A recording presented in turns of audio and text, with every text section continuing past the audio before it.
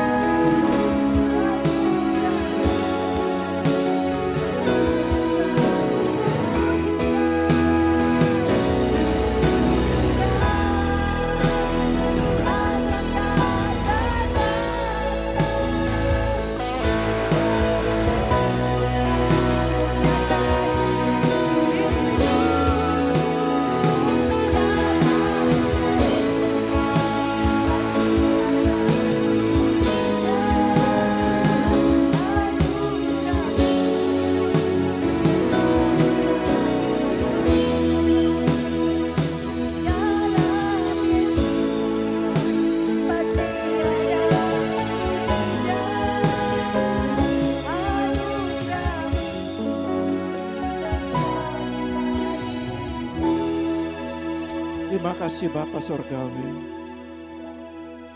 Saat pagi hari ini Kau banyak membuat kami semakin mengerti apa arti pengorbanan-Mu Tuhan. Sebabnya kalau kami ada, kami ingin memberikan yang terbaik hidup kami kepadamu ya Bapakku. Urapi setiap umat-Mu, urapi hamba-Mu yang menyampaikan kebenaran firman. Kami percaya ada sesuatu isi hati-Mu yang Kau sampaikan pagi hari ini. Bawalah kami semakin hari semakin sempurna dan sesuai dengan kehendak-Mu. Kami bersyukur memiliki Bapa yang baik atas hidup kami. Terpujilah nama-Mu Tuhan. Kami siap mendengarkan isi hati-Mu. Yang siap katakan sama-sama haleluya. Amin. Puji Tuhan. Shalom, selamat pagi. Ya, apa kabar pagi hari ini? Baik. Puji Tuhan. Ya, Bapak Ibu yang terkasih, biarlah hidup kita itu selalu menyenangkan hatinya. Ya, hidup kita selalu memberikan yang terbaik buat Dia. Hari-hari ini banyak sekali lewat banyak peristiwa dari 2024 membawa kita semakin mengerti apa maunya Tuhan di dalam kitab kehidupan kita. Saya beri tema pagi ini, Tuhan menyatakan kuasa dan kemuliaannya. Saya ambil dari Nats dalam kitab Yesaya 35. Yesaya 35 ini berbicara tentang keselamatan bagi umat Tuhan. Sebelum saya membagikan dalam ayat ini, Bapak Ibu harus tahu, peristiwa ini adalah peristiwa yang banyak kita pelajari dalam setiap kehidupan bangsa Israel yang sudah mengalami anugerah, kasih karunia. Tetapi ketika mereka mengabaikan suatu kasih karunia oleh berbagai macam persoalan hidup, ya, lalu mereka tidak menghargai kehidupan. Mereka berusaha menjauh. Mereka berusaha untuk menyelesaikan kehidupan mereka sendiri. Ada berbagai banyak tantangan. Tetapi mereka hidup tidak mengandalkan Tuhan. Itulah sebuah pembelajaran. Kenapa Yesaya 35 ini menjadi pelajaran bagi kita juga. Sebab itu saya rindu buat kita semua. Bahwa hidup ini singkat. Tapi kita memberikan yang pelajaran yang terbaik dari pengalaman penderitaan bangsa Israel 70 tahun. Kenapa saya selalu membagikan tentang masa-masa 70 tahun, masa-masa pembuangan. Karena di akhir zaman ini adalah persis kejadian di dalam masa-masa pembuangan. Karena banyak sekali umat Tuhan tidak menghargai pengorbanan Yesus di kayu salib. Pengorbanan yang begitu besar, peristiwa penyelamatan. Bagaimana Allah pun juga memberikan pengorbanan yang begitu besar, sebuah hadiah yang istimewa, tanah perjanjian yang ribuan tahun ya mereka dinubuatkan dan baru mereka mengalami tanah perjanjian itu. Tetapi begitu mudahnya mereka mengabaikan kasih karunia itu. Pesan-pesan mulai dari ya Abraham, ya 400 tahun kemudian bagaimana Yusuf ya untuk terus berusaha untuk mengingatkan, untuk menjadi pribadi memelihara sebuah bangsa yang terhilang. Tetapi kemudian hari ketika mereka menikmati tanah perjanjian itu lalu terhilang kembali. Saya berharap Yerusalem baru jangan terhilang dari saudara. Saudara boleh menikmati seisi dunia ini, tapi apalah arti isi dunia ini kalau engkau tidak menempati Yerusalem baru. Maka pembelajaran ini ada dua konteks yang perlu kita jelaskan. Selama saudara hidup di bumi dan selama saudara nanti pulang ke rumah kita yang kekal. Mari kita baca dulu dalam Yesaya 35 ayat 1 sampai 10. Yesaya 35 ayat 1 sampai 10 demikian bunyi firman Tuhan. Keselamatan bagi umat Tuhan. Padang gurun dan padang kering akan bergirang, Padang belantara akan bersorak-sorak dan berbunga. Seperti bunga mawar, ia akan berbunga lebat, akan bersorak-sorak, ya, bersorak-sorak dan bersorak-sorai. Perhatikan, bersorak-sorak, bersorak-sorak, dan bersorak-sorai. Itu 3 kali. Terus, Kemuliaan Libanon akan diberikan kepadanya, semarak Karmel dan Saron. Mereka itu akan melihat kemuliaan Tuhan, semarak Allah kita. Kuatkanlah tangan yang lemah lesu, dan teguhkanlah lutut yang goyah. Katakanlah kepada orang-orang yang tawar hati, kuatkanlah hati, janganlah takut. Lihatlah, Allahmu akan datang dengan pembalasan dan dengan ganjaran Allah. Ia sendiri datang menyelamatkan kamu. Pada waktu itu mata orang-orang buta akan dicelikkan dan telinga orang-orang tuli akan dibuka. Pada waktu itu orang lumpuh akan melompat seperti rusa dan mulut orang bisu akan bersorak-sorai. Sebab mata air memancar di padang gurun dan sungai di padang belantara. Tanah pasir yang hangat akan menjadi kolam dan tanah kersang menjadi sumber-sumber air. yes. Di tempat serigala berbaring akan tumbuh tebu dan pandan. Di situ akan ada jalan raya yang akan disebutkan jalan kudus. Orang yang tidak tahir tidak akan melintasinya, dan orang-orang pandir tidak akan mengembara di atasnya. Di situ tidak akan ada singa, binatang buas tidak akan menjalaninya, dan tidak akan terdapat di sana orang-orang yang diselamatkan akan berjalan di situ. Dan orang-orang yang dibebaskan Tuhan akan pulang dan Masuk ke Sion dengan bersorak-sorai. Siapa Sion ini terus? sedang sukacita abadi meliputi mereka. Ingat, sukacita abadi. Terus, Kegirangan dan sukacita akan memenuhi mereka, kedukaan dan keluh kesah akan menjauh. saudara lihat, di dalam kebenaran ayat ini, sekali lagi, bahwa mengapa pesan ini diperlukan. Kenapa pesan ini harus disampaikan Nabi Yesaya dari Yesaya dari pasal 1 sampai pasal 39 itu berbicara hukuman, kedukaan, penghakiman. Tetapi di pasal ke-35 ini ayat disampaikan. Kenapa? Saudara perhatikan, kitab Yesaya memberikan banyak penjelasan tentang penghukuman Allah atas umatnya. Mereka telah berdosa terhadap Allah dan mengalami kemerosotan rohani. Lalu lewat Nabi Yesaya, Tuhan memberikan janji pemulihan dan pembaruan kepada orang-orang yang berada jauh di pengasingan. Ada pesan pengharapan, mereka ditebus dan kembali ke Sion dengan nyanyian syukur dan sukacita. Saudara lihat, ketika Sion ini adalah berbicara tentang orang-orang yang mengalami pemulihan secara totality. Banyak hal yang kita hadapi dalam dunia ini. Tapi saudara pastikan, pelajaran daripada tanah pembuangan ini ada seberkas, sebuah cahaya kehidupan, sebuah pengharapan. Saya ingin memastikan, seberapapun keadaan daripada dunia ini, di situ ada pengharapan bagi kita. Di situ ada jalan keluar. Saudara dapatkan esensi ayat ini. Saya berharap kalau ayat-ayat ini saudara hanya lewat begitu saja. Suatu kelak nanti, ketika masa pembuangan itu terjadi, ketika masa-masa sulit itu terjadi, ketika masa-masa antikris yang tidak lama lagi akan muncul, saudara bisa mengerti, saudara bisa tanggap. Dari peristiwa ini adalah pembelajaran. Apapun yang saudara miliki, tidak ada artinya. Tidak ada artinya. Tapi kalau saudara memiliki Yesus, saudara memiliki pengharapan untuk kembali ke Sion, saudara akan bersyukur di situ. Saudara akan bersukacita di situ. Nah, penderitaan sebagai rencana Tuhan. Dalam 70 tahun penderitaan mereka, ada rancangan Tuhan yang Tuhan sediakan bagi umat-umat Tuhan.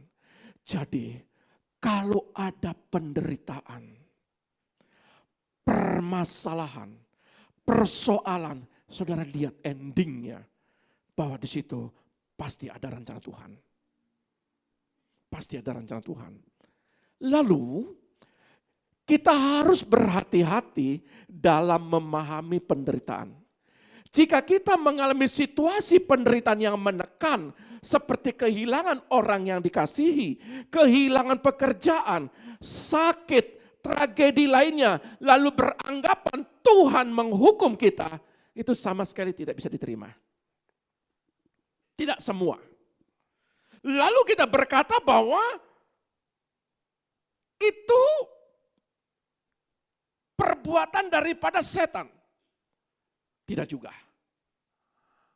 Jadi jangan sekali-kali saudara, setiap persoalan yang saudara hadapi, lalu saudara mereka-reka timbul sebuah penghakiman kepada diri kita. Ini semua karena Tuhan. Enggak. Tuhan tidak pernah merancangkan kegagalan.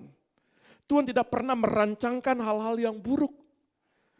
Tetapi kalau semua itu terjadi, itu ujungnya dari diri kita sendiri. Saya mau ingatkan, di mana posisi setan?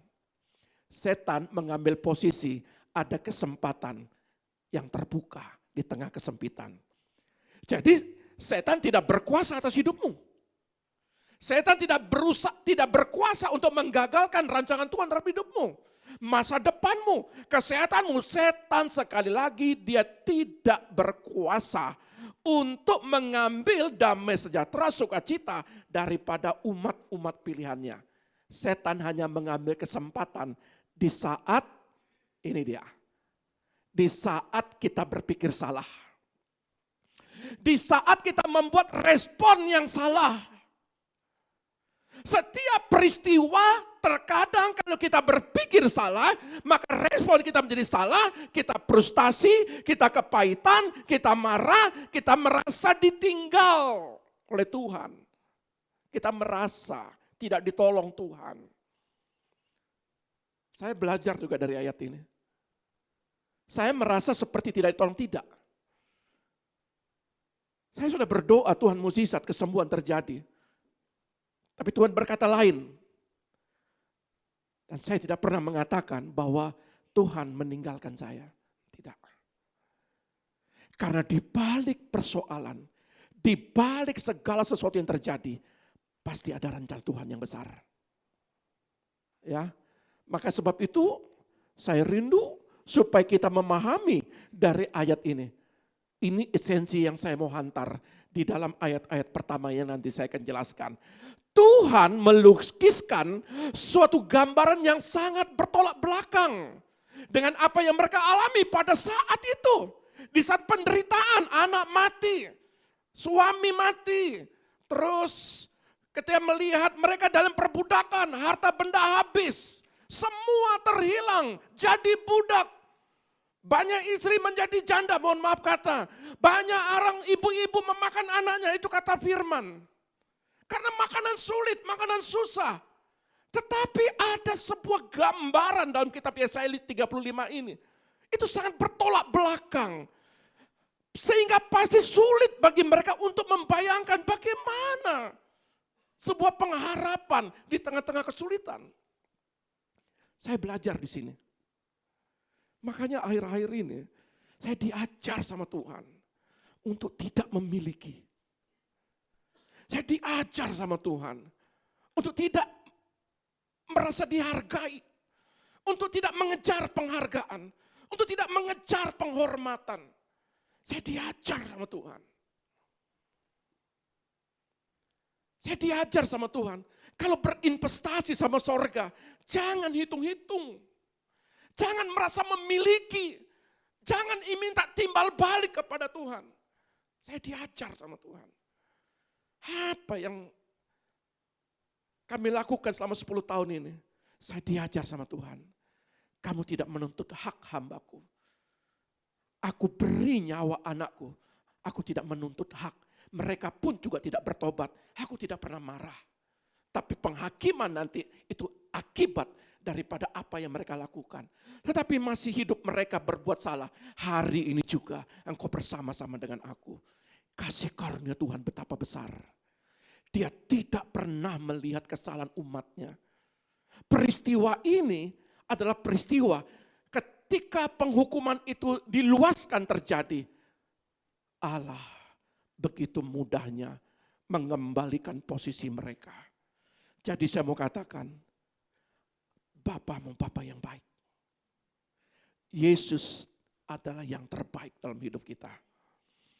Dia bukan sekedar memberi nyawanya, tetapi dia memberikan jaminan keselamatan bagi kita semua. Jadi tidak sia-sia kita percaya kepada Tuhan kita.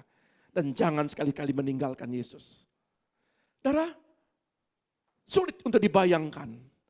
Ketika kita mengalami kesedihan dan penderitaan yang mendalam dari persoalan yang terjadi, sulit bagi kita untuk melihat lebih jauh dari sekedar keadaan yang sedang kita alami. Seperti ada kabut. Seperti ada istilahnya ya yang menutupin mata kita untuk mempercayai firman Tuhan. Bagaimana Yesaya 35 ini akan diterapkan? Lah kamu sendiri berdoa anakmu enggak sembuh. Betapa sulitnya nanti intimidasi. Bagi saya akan tetap melaksanakan kehendak Tuhan, firman-Nya. Apapun itu nanti penghakiman orang, welcome. Kenapa? Karena segala sesuatu hidup ini, Dia yang menentukan kita ke kiri atau ke kanan, kita ke depan atau ke belakang. Dia yang menentukan. 70 tahun itu diubah sesaat. Kalau saudara belajar dalam Alkitab, mereka kehilangan harta benda. Tetapi dengan sendirinya bukan sekedar raja. Tetapi orang-orang yang ada di Babel dengan sendirinya melepaskan apa yang dia miliki. Mereka memberikan emas, perak, permata untuk membangun bait suci. Jadi orang Israel pada waktu pulang di pembuangan, dia pulang dengan membawa kelimpahan. Diputar balik sama Tuhan. Nah, oleh sebab itu Yesaya 35, 1 dan 2 ini mungkin sulit ketika mereka menghadapi. Mungkin sulit bagi saudara ketika mengalami tekanan hidup. Tapi lihat ayat ini. Di dalam bahasa Indonesia sehari-hari. Padang gurun dan tanah kering akan bergembira. Bunga-bunga bermekaran di padang belantara. Kalau kita lihat dalam terjemahan baru, bunga mawar. Itu bunga harum yang luar biasa. Keindahannya. Artinya apa? Tidak ada yang begitu sulit bagi Tuhan. Padang gurun pun yang kering, padang belantara pun betapa mereka akan bergembira. Oleh karena apa? Karena padang gurun berkembang dengan lebatnya. Tidak ada kehidupan. Tetapi di situ dikatakan mereka berdendang dengan lagu-lagu ria. Keindahannya seperti gunung Libanon, serinya seperti lembah Karmel dan Saron. Maka setiap orang akan melihat kuasa Tuhan, keagungan Allah kita akan dinyatakan. Saudara bisa lihat. Saya mau apapun yang terjadi dalam hidup kami. Iblis tidak bisa mencuri damai sejahtera. Tidak bisa. Dia berusaha mencuri sukacita. Dia berusaha mencuri damai sejahtera. Kalau kami sebagai pemimpin pun tidak tergoda oleh iblis, maka jemaat pun juga. Jangan persoalan kecil, damai sejahteramu hilang. Setuju? Dari lihat. Artinya ada kehidupan di padang gurun. Ada kehidupan di tengah persoalan. Semakin banyak saudara mengalami persoalan yang membuat saudara mati rasa, di situ ada kehidupan. Tuhan ajarkan saudara. Lewat peristiwa Yesaya 35, lewat peristiwa 70 tahun pembuangan ini, Tuhan ajarkan mereka untuk mengerti isi hati Tuhan. Di balik keadaan yang kering sekalipun, yang sulit sekalipun, Di situ ada kehidupan, di situ ada pertumbuhan, ada perubahan, di situ ada kuasa yang dinyatakan. Air mata cukuplah sudah. Yang paling pedih dan paling terpedih kita sudah alami. Mari kita lihat 2025 ini. Padang gurun berbunga. Padang belantara begitu lebatnya. Ada nyanyian-nyanyian. Ada tarian-tarian. Jadi kalau sampai tahun depan, saudara masih menangis. Tahun depan, saudara masih diputar-putar oleh persoalan. Dan situ saudara menangis. Bukan tangisan oleh kemenangan. Tapi tangisan oleh persoalan. Apalagi persoalan yang kecil. Saudara tidak akan pernah dewasa. Saudara tidak akan pernah menang dalam hidup ini. Bagaimana saudara akan melewati persoalan besar? Kalau persoalan kecil, di situ saudara nyerah. Persoalan kecil, saudara putus asa, saudara marah, saudara kecewa. Saudara tidak akan pernah menang di situ.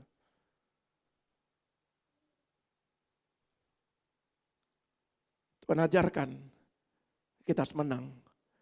Lihat keindahan seperti Gunung Libanon. Lihat seperti lembah Karmel. Lihat seperti lembah Saron. Setiap orang akan melihat kuasa yang tidak mungkin akan menjadi mungkin. Lalu, Yesaya 35 ayat 3 dan 4 bahas firman Allah yang hidup. Bawalah berita gembira ini untuk menguatkan tangan yang lemah dan meneguhkan lutut yang goyah.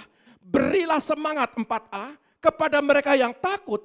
Katakan kepada mereka, tabahkanlah hatimu dan janganlah takut. Apakah persoalan membuat kita bungkam? Sampai hari ini, saya tetap menguatkan orang. Ada banyak orang menguatkan saya. Ya, coba alami. Saudara akan berkata lain. Percaya Pak.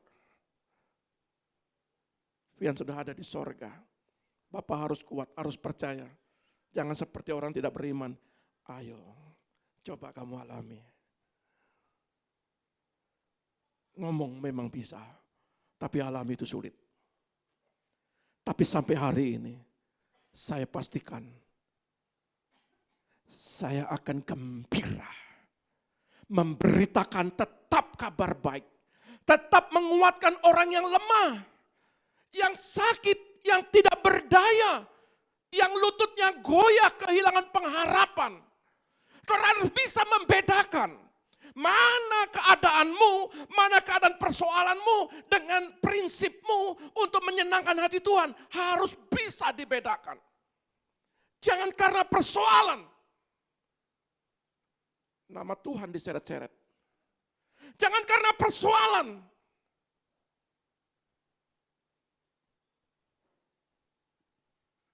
Doa baca firman terseret-seret. Saya tidak mau baca firman lagi. Saya tidak mau berdoa lagi. Karena saya lihat dengan mata kepala sendiri. Tidak ada terjadi pertolongan. Saudara. Yesus saja disalib. Maka dikatakan kepada prajurit-prajurit, kalau engkau memang raja, kalau engkau memang Tuhan, turun dari salib. Itu setan pakai orang itu, prajurit itu. Bukan Tuhan tidak sanggup, tetapi Tuhan ingin melaksanakan kehendak Bapa. Kalau sampai hari ini, saudara mengalami persoalan tekanan dalam hidup, saudara harus tetap melakukan kehendak Bapa. Jadikan segala bangsa umatku, baptislah dia. Jadikan mereka murid-muridku. Itu. Jadi kalau saudara punya persoalan, apapun itu, jangan sampai hatimu itu kacau. Jangan sampai hatimu itu marah sama Tuhan. Ini yang saya mau mengatakan, cobalah bersikap dewasa. Bersikaplah di mana saudara memberi semangat kepada orang mereka yang takut. Walaupun hari ini semangatmu patah arang. Semangatmu hilang. Tapi berikan kekuatan bagi orang lain. Setiap hari, kami kemarin tadi pagi jam 4 pagi, jam setengah 4 sudah ada WA. Mohon pengertian. Sampai di pemakaman pun, itu sampai masih ada telepon lagi minta orang dikuatkan. Jadi saya mau sampaikan, apapun persoalanmu, tetap kau dipakai Tuhan. Lidah bibirmu untuk apa? Menguatkan orang. Lidah bibirmu itu untuk apa? Memberikan semangat kepada orang. Bedakan persoalan itu. Tidak ada manusia di bumi ini tidak punya persoalan. Tapi saya mau sampaikan, hari-hari ini harus belajarlah. Ya, saya berharap saudara memperhatikan ayat ini. Karena seringkali ayat ini saudara kehilangan damai sejahtera. Saudara kehilangan semangat saudara untuk melayani Tuhan. Saudara kehilangan semangat untuk menyenangkan hati Tuhan. Ya, suatu kala ketika saudara menghadapi sebuah persoalan saudara cakap dan mengerti. Lalu Tuhan akan terus mencari orang yang mau.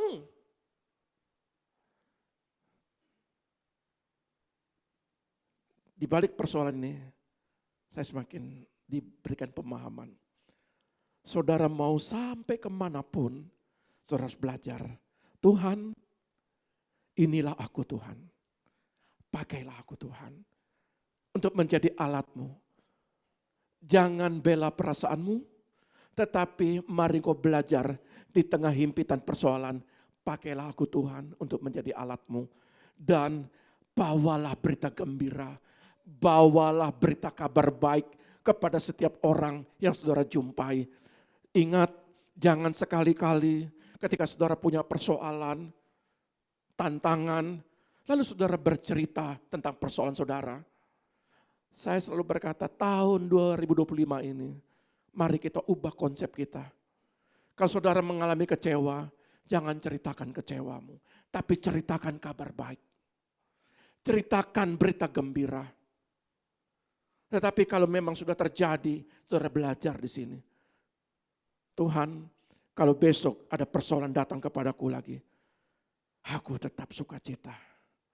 Kalau ada orang minta doa, aku akan mendoakan. Bisa? Lakukan itu. Di tengah masa sulit, Yesaya tetap menguatkan orang lain dan berita keselamatan. Di tengah masa sulit, Bapak, Ibu, adik-adik, beritakan tentang pemulihan. Beritakan tentang kabar baik itu. Yang sangat menarik buat saya adalah orang percaya harus belajar melihat Tuhan dalam setiap sisi kehidupan. Orang percaya harus bisa melihat kehadiran Tuhan dalam setiap pencobaan. Semakin besar saudara mengalami pencobaan yang diluaskan, Tuhan tidak mencobai. Tetapi ketika pencobaan itu diluaskan, saudara harus bisa melihat rancangan Tuhan dalam hidupmu. Lihat apa yang terjadi. Apa yang Tuhan mau. Sejak Desember start awal, Tuhan banyak hal Tuhan berbicara. Persiapkan diri. Lalu saya diingatkan 2014, api itu ke kota-kota, api itu ke bangsa-bangsa. Persiapkan diri jemaat-jemaat, persiapkan diri. Dan Tuhan ajarkan di situ. Supaya apa? Supaya berita, kalau di dalam ayat ini, orang percaya harus belajar melihat Tuhan dalam setiap persoalan, yaitu mencegah kemarahan, mencegah kebencian, mencegah kepahitan, atau dalam hal segala jenis pikiran, emosi, perkataan, tindakan yang tidak sesuai dengan kemurnian. Ini dia, kemurnian. Dulu saya punya konsep, kalau nanti ada gedung baru, saya akan buat begini. Generasi-generasi akan begini, begini. Nanti anak-anak saya akan begini. Konsep itu buyar semua. Tidak ada di konsep saya sekarang. Saya sedang membangun kerajaan Tuhan. Saya bukan membangun kerajaan keluarga. Saya bukan membangun kerajaan saya sendiri. Tapi saya sedang membangun kerajaan Tuhan. Jadi kalau konsep itu dibangun, maka ada kemurnian di sini. Kalau saudara berinvestasi untuk usaha, tiba-tiba tetanggamu yang menikmati, mau enggak? Ayo, mau enggak? Pasti saudara keberatan. Tapi kalau konsep kerajaan, tidak boleh. Konsep kerajaan adalah kita bangun kerajaannya. Bukan bangun kerajaan keluarga. Sebab itu, kalau itu kita bangun, maka tidak ada kemarahan. Tidak ada kebencian di situ. Tidak ada kepahitan. Saudara-saudara tidak suka lagi sama saya. Tidak ada kepahitan di situ. Karena kita bangun kerajaan. Kalau saya bangun kerajaan kami sendiri, ketika saudara sudah tidak memuaskan hati saya, maka saya kecewa di situ. Tapi kalau kita bangun kerajaannya, nggak ada kepahitan. Nggak ada kekecewaan. Saudara bersama-sama bangun tempat ini, kita bangun kerajaan Tuhan. Ataupun saudara besok tidak bersama-sama lagi, tidak ada kepahitan di situ. Karena ini milik Tuhan. Nah, saudara ditetapkan di sini, karena saudara mau mengembangkan kerajaan Tuhan. Mempersiapkan mempelai-mempelainya. Ya, jadi saya bersyukur dengan peristiwa ini. Tidak ada lagi niat untuk memiliki. Nah, saudara lihat, Tuhan tidak memanggil kita untuk menjadi senang dengan rasa sakit dan penderitaan. Enggak, Tuhan itu juga sedih. Saudara mengalami keterpurukan, Tuhan juga sedih. Ayatnya bilang kalau saudara diberkati, itu malaikat Tuhan itu bergirang. Tuhan juga bergirang. Ada di ayatnya. Nah, artinya kalau saudara mengalami rasa sakit, mengalami penderitaan, dia juga merasa kesedihan. Dia memanggil kita untuk percaya pada rencananya. Kalau memang diizinkan terjadi sakit itu, karena Tuhan punya rencana yang besar. Dan Tuhan tidak mau saudara mengalami sakit. Maka dari itu, ayat ini tidak cukup di pasal 3 dan 4. Ada di pasal 4b, Allahmu akan datang untuk melakukan pembalasan terhadap musuh-musuhmu. Jadi jangan pernah terintimidasi. Orang yang dipulihkan, dia tidak akan mengalami sakit di dalam hatinya. Allah sendiri yang bertindak. Dia sendiri akan datang untuk menyelamatkan kamu. Jadi di tahun ini, bahkan di akhir-akhir tahun ini, kalau seandainya sebelum matahari terbenam, lakukan pemulihan, sekalipun saudara mengalami intimidasi, panah hitam, panah merah, saudara memberi ruang buat Tuhan yang berbicara. Haleluya, jangan ambil bagian Tuhan. Saudara cukup berdoa, melepaskan pengampunan, maka Dia yang akan bertindak. Nah, pernyataan ini akan datang adalah pernyataan yang kuat di seluruh kitab suci, terutama Maleakhi 3 ayat 1. Dengarkan, aku akan menyuruh utusanku, mendahului aku untuk menyiapkan jalan. Kemudian Dia, Tuhan yang kamu nanti-nantikan, akan datang dengan tiba-tiba ke baitnya. Dialah utusan perjanjian Allah dan akan membawa sukacita yang besar kepadamu. Ya, Ia pasti datang. Firman Tuhan semesta alam. Tuhan sudah pernah datang pertama. Dan Dia pasti datang kedua. Tetapi ketika Dia mempunyai kepastian, bukan sekedar saudara di bumi mengalami pemulihan, tetapi ketika saudara pulang ke Sion, pulang ke Yerusalem, Dia jemput saudara. Persoalannya yang dijemput di luar. Tapi suatu kelak nanti, saudara juga akan mengalami dijemput Tuhan. Saudara harus siap. Siap. Selagi masih bisa bergembira, hai padang gurun, hai hati yang kering, usahakan itu. Jangan damai sejahteramu hilang. Tumbuhkan hati yang sukacita. Tumbuhkan hati yang bergirang. Padang belantara, padang gurun. Tumbuhkan mawar yang indah. Tumbuhkan hatimu berbunga-bunga. Tumbuhkan hatimu untuk mencintai Tuhan. Bersorak-sorak, bersenang-senang, beria-ria, memuji Dia. Jangan biarkan padang gurun terus sampai 40 tahun. Jangan biarkan 70 tahun lagi dalam masa pembuangan. Kalau bisa hari ini kau bersuka cita, lakukan. Kalau hari ini kau bisa memberitakan firman kebenaran, lakukan. Jangan biarkan hatimu. Karena pada waktu Dia datang, Maleakhi bilang begini, ketika tiba-tiba Dia datang, saudara didapati padang gurun yang berbunga. Saudara didapati seperti gunung Libanon, lembah yang subur. Jangan biarkan duri yang tumbuh. Jangan biarkan semak-semak duri. Jangan biarkan. Tidak ada kesempatan ketika Dia datang. Lalu saudara minta pemulihan di situ. Selama masih hidup. Senangkan Tuhan Allahmu. Maka di ayat Yesaya 35 ayat 57 bilang begini. Pada waktu itu orang buta akan melihat dan orang tuli akan dapat mendengar. Dari ayat ini kita masuk dalam dimensi puasa.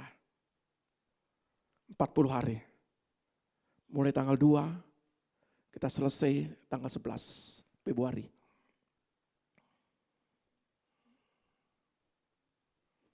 Satu benih ini kita berharap mukjizat terjadi.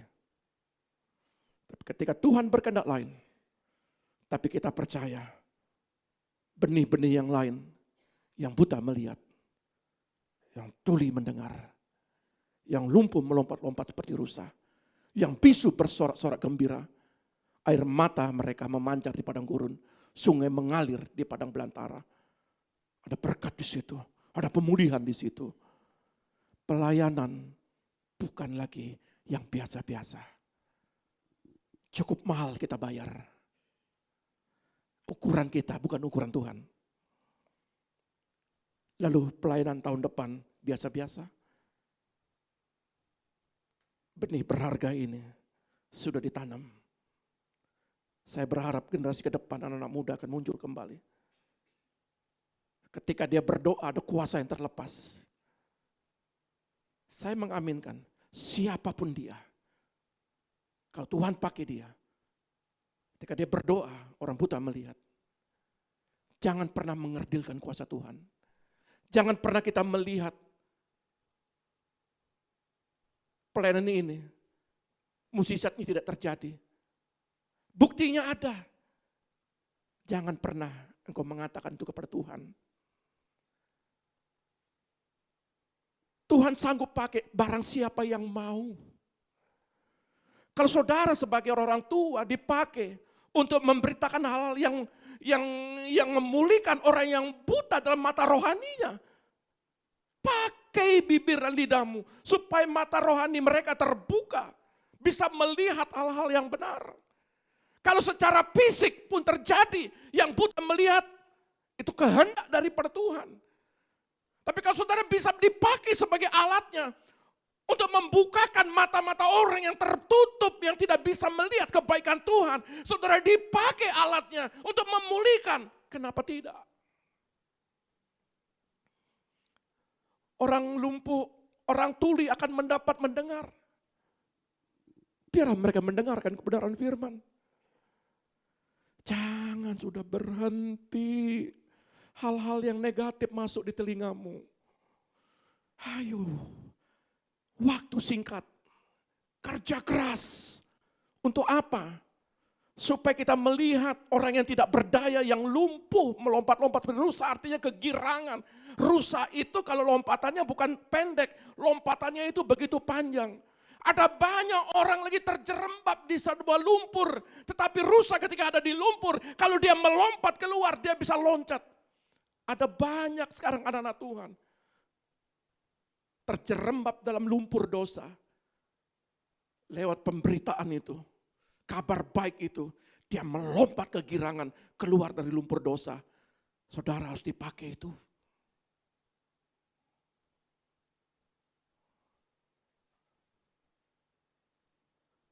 Mata air memancar di padang gurun. Ekonomi hancur. Tunjukkan, saudara janda Sarfat.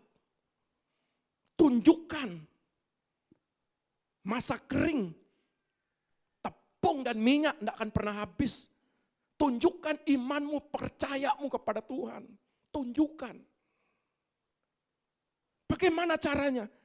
Saudara kalau baca dalam kepulangan daripada bangsa Israel, itu orang sendiri digiring hanya bawa, menyerahkan ini tanpa diperintah. Tapi mereka diputar balik sama Tuhan.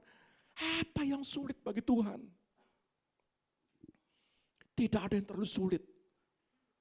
Padang gurun itu akan seperti mata air.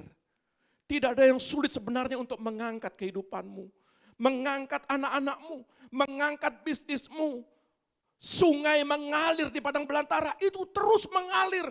Saudara mau mengerjakan apa berhasil, saudara terus ada regenerasi. Anakmu akan sukses, anak-anakmu akan berhasil. Keluargamu, kalau apapun yang engkau kerjakan, Tuhan akan buat lakukan. Untuk keberhasilan demi keberhasilan, sama seperti bangsa Israel. Dan sampai hari ini, Israel dipakai, ada sebuah negara, kalau tidak salah di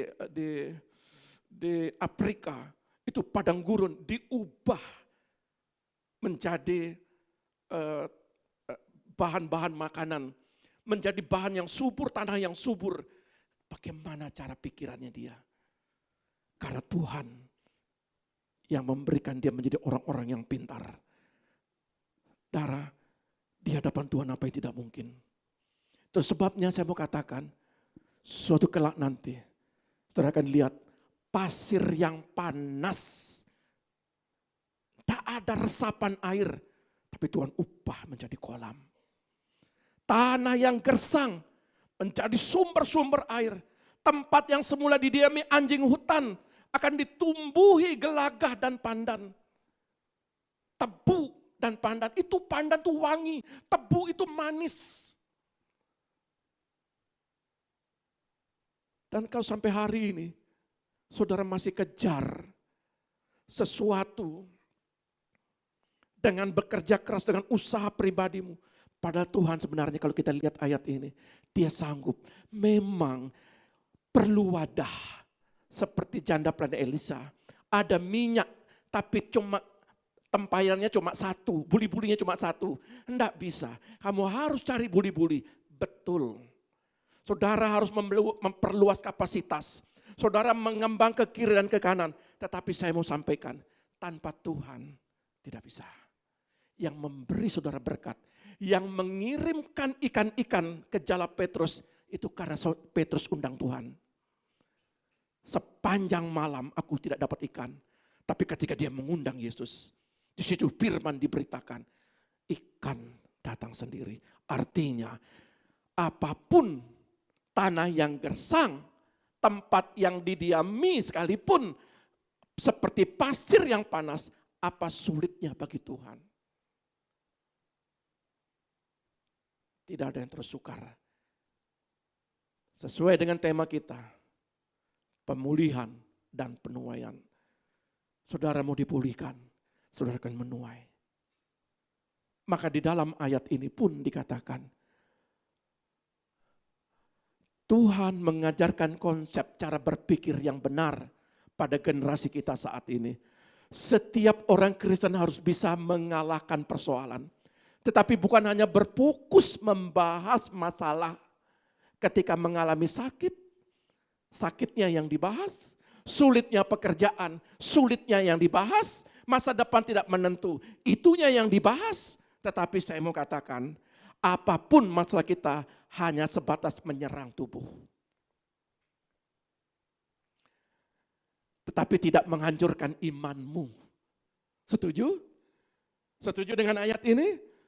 Pastikan dari iman yang kuat menghasilkan pengharapan untuk mengalami mukjizat dan kesembuhan.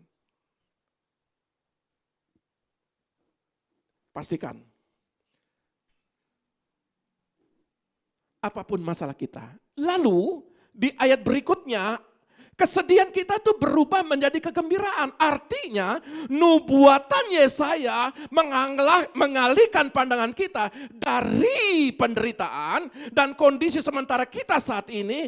Ia mengingatkan mereka yang menderita bahwa dunia yang rusak dan jatuh ini bukanlah dunia yang Allah ciptakan sejak semula. Di situ ada damai sejahtera. Adam dan Hawa membangun sebuah komunikasi sama Tuhan. Ketika jatuh dalam dosa, baru disitulah awal mula ciptaan itu tidak sesuai dengan kehendak hatinya. Maka dari itu, mukjizat Tuhan bisa terjadi saat-saat ini apapun umat Tuhan alami. Dia sanggup melakukan perkara yang tidak bisa yang kita lakukan. Yang kedua, bukti kabar baik tentang keselamatan itu nyata. Ketika umat Allah menderita, ia berjanji untuk datang menjanjikan transformasi secara total.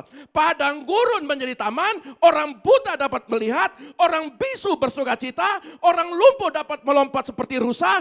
Ia akan datang untuk menempatkan penderitaan dalam perspektif yang benar. Ketika semua umatnya yang setia dan yang taat kepadanya akan mengalami tubuh kemuliaan pada waktu kembali ke rumahnya, termasuk Vian.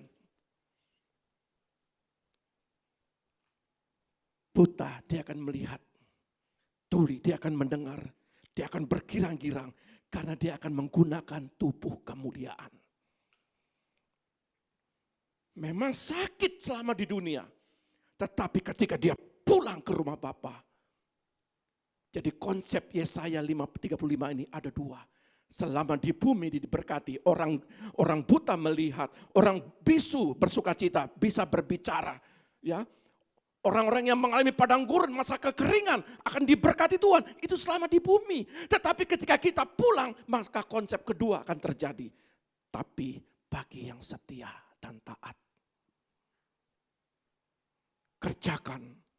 Kalau engkau bisa melayani, layani Tuhan. Karena suatu kala engkau pulang,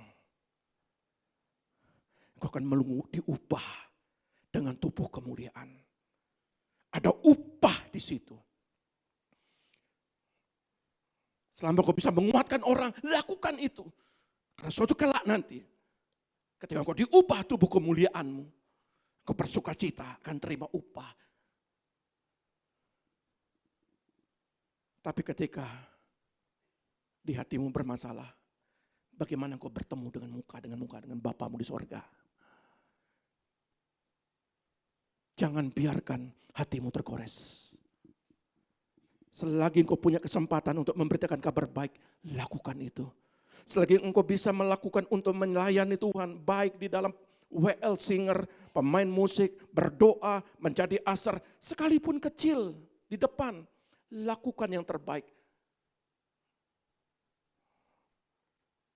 Karena itu kita akan berbicara tentang upah. Yesaya 35 ayat 8 dan 10 ini penting. Di sana akan ada jalan raya, bukan jalan tol, bukan jalan yang dibuat manusia, jalan menuju keselamatan namanya. Orang berdosa tidak akan lewat di sana. Ada konsep-konsep Alkitab, saya hormati orang yang punya konsep, sekali percaya tetap percaya dan masuk surga, monggo silahkan.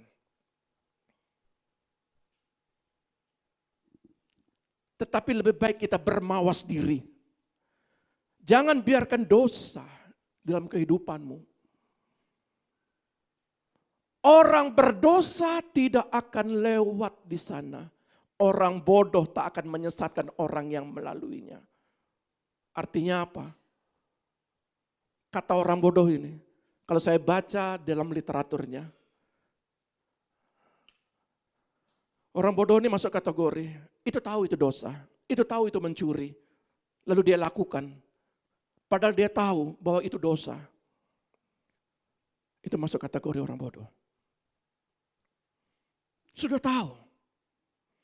tahu jurang, tapi dia jalan terus. Dan dia jatuh di situ. Dan jurang yang sama besok, dia lakukan lagi, dia ngebut di situ. Padahal ada jurang, dia jatuh lagi. Dan terus dia lewat situ, dan dia jatuh lagi. Itu kategori orang bodoh. Saudara tahu, di tempat itu tidak akan ada singa. Tidak ada singa, itu ada kemarahan. Gak ada ingin menang sendiri. Singa itu raja hutan. Dia mengaum ingin mengalahkan orang lain. Dia mengalahkan binatang lain. Dia ingin berkuasa. Di tempat itu tidak ada orang yang lebih terhormat. Tidak ada yang ingin menghargai dirinya. Tidak ada yang merasa diri lebih penting. Tidak ada jalan di situ. Perhatikan dan baik-baik. Saudara masih gila hormat. Engkau tidak akan bisa jalan di situ. Atau binatang buas lainnya. Orang-orang yang diselamatkan Tuhan akan berjalan di sana. Yang diselamatkan. Orang-orang yang dibebaskan dari dosa. Dibebaskan dari karakter buruk. Dibebaskan. Tuhan akan pulang. Mereka masuk ke kota Yerusalem dengan sorak-sorai. Wajah mereka berseri-seri karena sukacita abadi. Mereka akan bergembira dan bersukaria. Duka dan keluh, kesah, lenyaplah sudah. Kalau saya lihat ayat ini, saya teringat lagi Fian. Dia senang, dia menari-nari. Kita yang nangis-nangis. Kemarin saya lihat kuburannya nangis lagi. Hari ini sebentar saya ke sana lagi. Kenapa? Karena sangat sayangnya.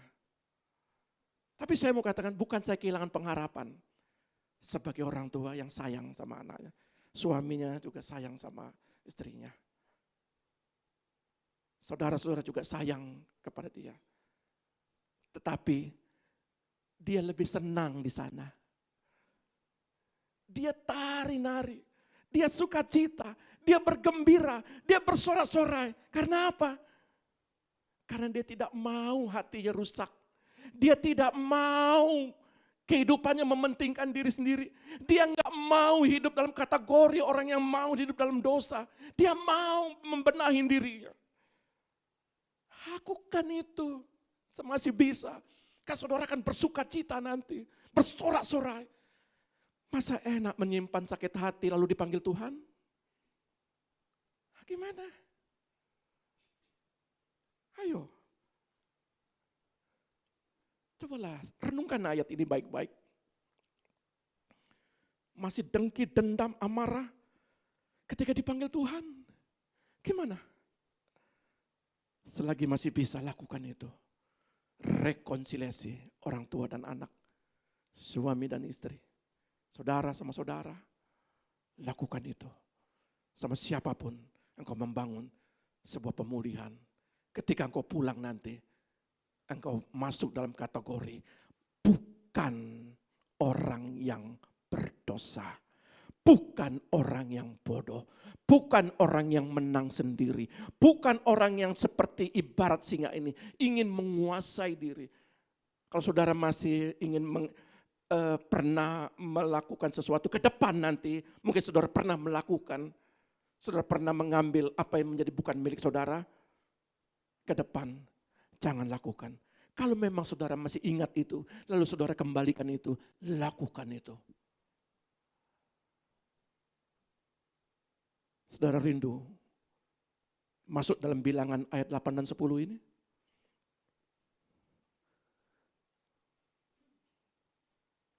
Orang yang dibebaskan Tuhan akan pulang ke rumah Bapa.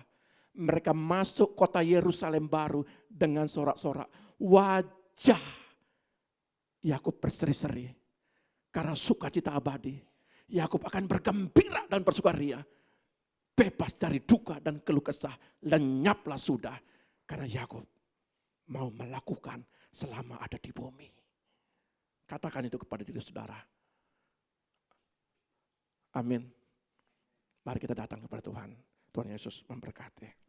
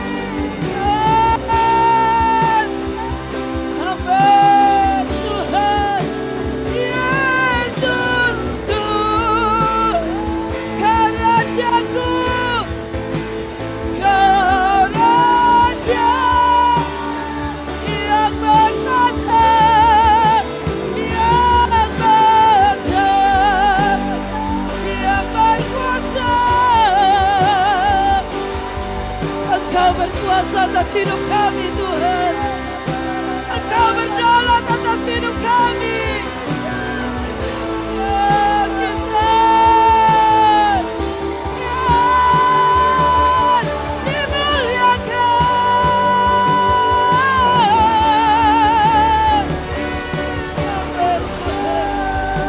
Kemuliaan bagimu Tuhan, kami meninggikan nama-Mu.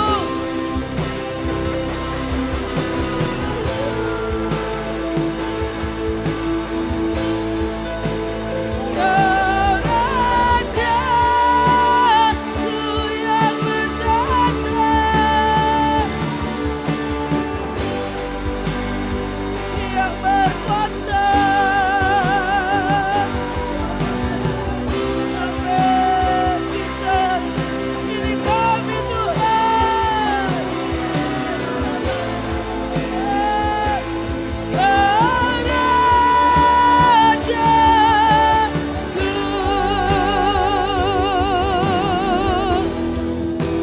Yesus Tuhan, Kau Rajaku.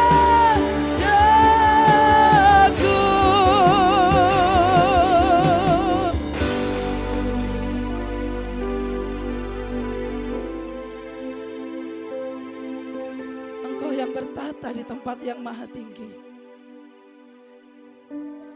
berdaulat atas hidup kami. Kami mau meninggikan Engkau, Raja di atas segala raja. Engkau datang bagi setiap kami umat-Mu, agar kami mengalami sebuah pemulihan, agar kami mengalami sebuah sukacita yang besar. Kami rindu akan Engkau, kami haus akan Engkau Tuhan. Di tengah-tengah setiap kami, nyatakan umat-Mu Bapa, nyatakan kuasa-Mu, nyatakan kebaikan-Mu Tuhan, nyatakan kebesaran-Mu. Engkau maha Tuhan, Engkau berdaulat atas hidup kami. Yang sakit boleh disembuhkan, yang lemah boleh dikuatkan Tuhan. Yang berbeban berat Bapa, Engkau angkat kuk setiap umat-Mu.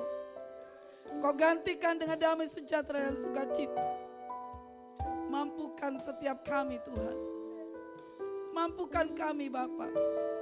Engkau Allah yang dahsyat atas hidup kami. Terima kasih Tuhan, terima kasih Roh Kudus. Kami menikmati kebersamaan dengan Engkau hari ini. Dan kami merasakan kehadiran-Mu di tengah-tengah kami. Kami percaya kami pulang tidak sama dengan kami datang.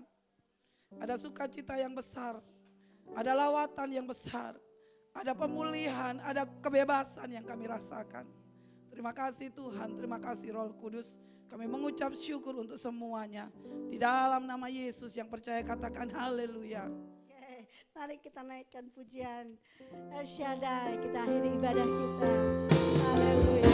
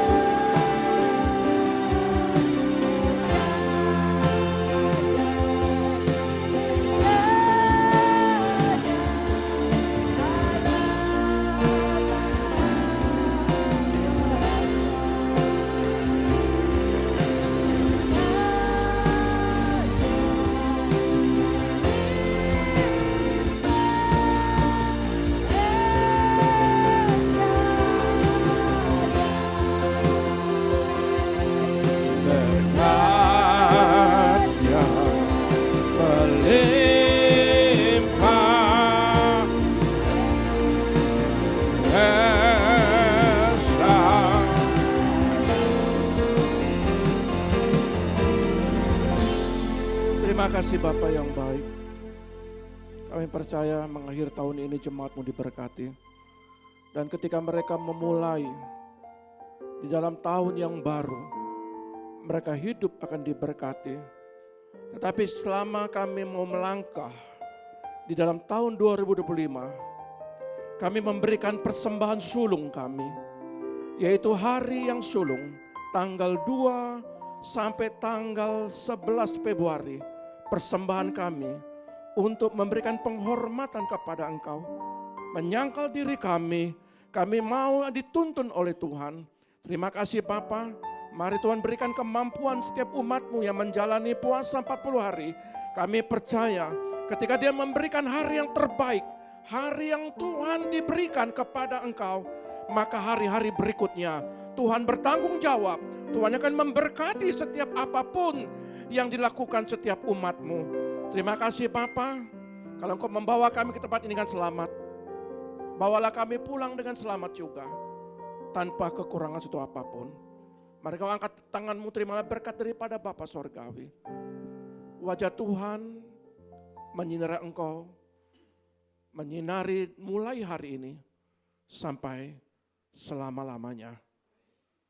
Hidup keluargamu diberkati, anak-anakmu diberkati, pendidikan anak-anakmu diberkati, kesehatanmu semua diberkati Tuhan. Setiap lumbung-lumbungmu akan diberkati. Apa yang kau kerjakan lewat tanganmu akan selalu dibuat berhasil. Setiap kakimu melangkah kemanapun engkau pergi, dia akan menuntunmu dan membuat engkau menjadi pribadi yang berhasil. Diberkatilah engkau di bumi, diberkatilah engkau di sorga. Pada waktu kali kedua dia datang di awan-awan sana, kitalah umat-umat yang terkasihnya akan dijemput dan di awan-awan sana. Di dalam nama Tuhan Yesus yang percaya, kami yakin bahwa Tuhan baik, selalu baik, teramat baik sampai selama-lamanya. Di dalam nama Bapa, Putra dan Roh Kudus, dalam nama Tuhan Yesus yang diberkati Tuhan, katakan haleluya. Amin. Tuhan Yesus memberkati kita.